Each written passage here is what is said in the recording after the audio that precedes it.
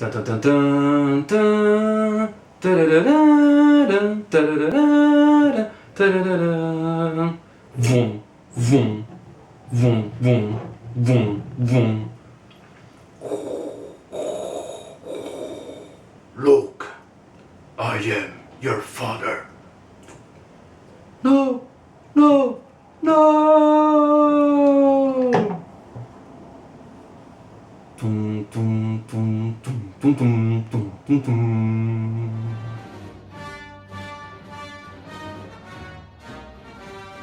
Pois é, já deu pra perceber aí pela abertura que o Geek Story de hoje é destinado aos fãs de Star Wars. Afinal de contas, estamos na semana do Dia Mundial do Star Wars. A famosa frase "May the Force be with you" acaba gerando o dia 4 de maio, ou o May the 4, que é convencionado como esse Dia Mundial do Star Wars, em que todos os fãs nerds de plantão acabam comemorando muito. Então fiquem ligados nas suas devidas comemorações. Para começar falando desse tema, e nós conseguimos trazer algumas ideias filosóficas para ele, nós temos que entender que tem uma família que é o cerne central de toda a história de Star Wars, que é a família Skywalker. A história vai começar lá no episódio 4, 5 e 6, já com Darth Vader, aliado ao Império junto com o Imperador Palpatine, e ele vai acabar tendo alguns conflitos com o Luke Skywalker, o seu filho. Eu fico imaginando, cara, no cinema talvez ali, a famosa cena em que os dois estão lutando, em que o Vader revela, fala: "Luke, eu sou seu pai". Cara, a galera do cinema deve ter entrado em choque. Porque eu fiquei em choque a primeira vez que eu assisti. Falei: como assim, meu? O cara é pai dele. Então eu fico imaginando a repercussão de tudo isso. E essa briga familiar acaba passando por algumas questões filosóficas que nós vamos começar a discutir agora. Nós vamos puxar isso um pouco lá atrás, lá na Idade Média, quando vai surgir a chamada patrística. A patrística é a filosofia desenvolvida nos mosteiros pelos padres. Dentre eles, o grande nome da patrística é Santo Agostinho.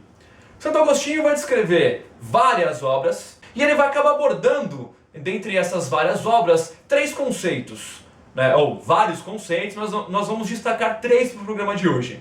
A ideia de graça, predestinação e livre-arbítrio. Para ele, a graça é aquilo que salva o homem. Então Deus, através da sua graça, resolve salvar o homem através de Jesus.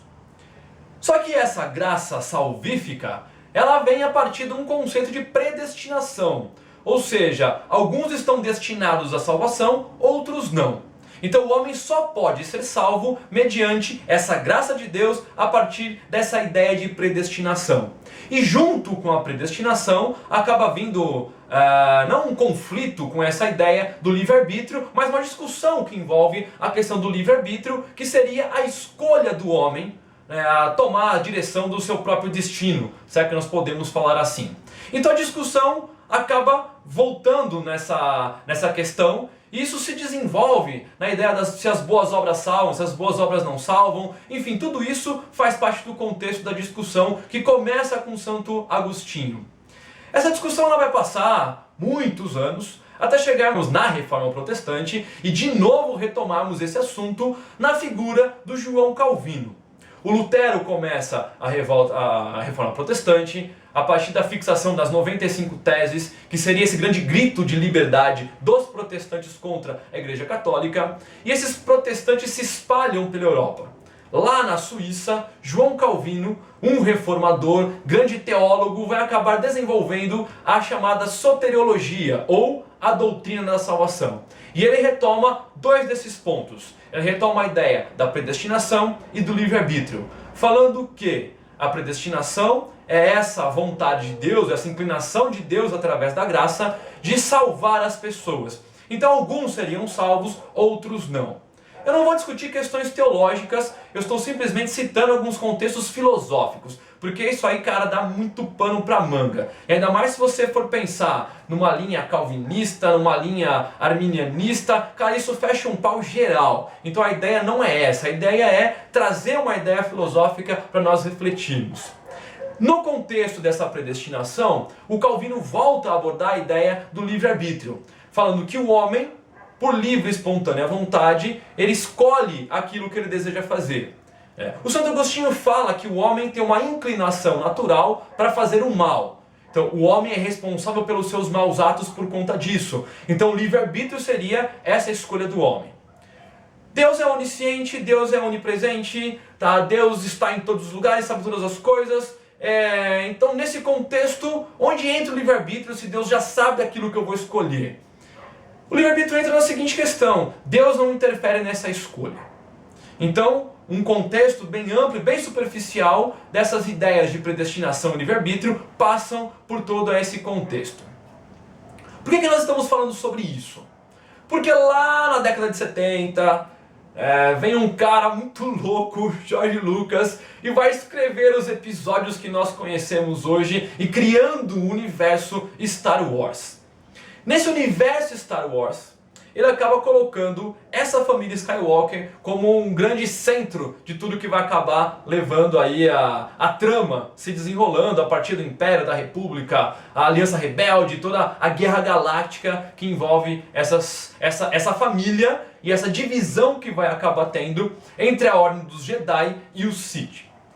O Anakin Skywalker, aquele molequinho bonitinho que pilota uma puta de uma nave lá toda zoada, tal, no episódio 1. Episódio 1 e episódio 2, meio fraquinho assim, mas não vamos discutir o episódio aqui. Então esse Anakin tem o peso sobre ele de uma profecia. A profecia é que viria aí um cara que teria a força muito forte nele, nessa tradução no português é meio ridícula, mas enfim. Esse cara teria essa força muito latente dentro dele e ele traria o equilíbrio à força. Esse equilíbrio seria causando a extinção dos Sith e garantindo aí essa ordem Jedi, trazendo o equilíbrio geral para todo mundo que vive naquele universo. O Anakin é o cara, beleza. O Anakin, dentro desse contexto, ele vai ser levado ali para o Conselho Jedi. O Mestre Yoda, o Mace Windu, a galera fica meio assim com ele. E aí o Obi-Wan Kenobi é o cara que começa a treiná-lo. O Anakin tem muitos conflitos conflitos internos. E esses conflitos internos acabam colocando em xeque essa ideia de predestinação e de livre-arbítrio. Se ele é o escolhido, então ele é o predestinado realmente a trazer esse equilíbrio. Só que o Anakin, movido pelo livre-arbítrio, ele acaba tomando decisões movidos por impulso, por paixões, sejam as ideias de família com a própria mãe ou o amor que ele tem pela Padmé. Mesmo sendo criado num contexto Jedi com as suas regras bem rígidas, o Anakin muitas vezes, ele é mal compreendido ou ele não consegue compreender aquilo que os Jedi querem passar para ele e ele acaba tomando decisões que acabam o contaminando e levam ele para o lado negro da força. Se nós formos analisar por aí, a predestinação já era, o livre-arbítrio vence a predestinação. Se é que ele seria realmente o escolhido. Mas onde que a briga toda acaba entrando? Quando vem o Luke. Então o Luke Skywalker é filho do Anakin. Só que eles não sabem, isso vai ser descoberto ao longo dos episódios 4, 5 e 6. Darth Vader é o grande Lord Sith, aliado ao Palpatine, e ele começa então a deflagrar uma guerra contra a República. No episódio 5, os dois se encontram, e o Vader já tinha percebido que havia alguém com essa força latente aí do outro lado dos Jedi. E quando eles acabam se encontrando, o Vader quer trazer o Luke para o seu lado. O Luke resiste e ele fala, cara, não vou pro lado negro, eu não vou fazer o que você fez. E nesse embate entre os dois, no final ali de toda a luta entre eles, próximo da morte do Vader, ele acaba tendo, um choque de consciência, de realidade, e ele acaba olhando para tudo aquilo que ele fez.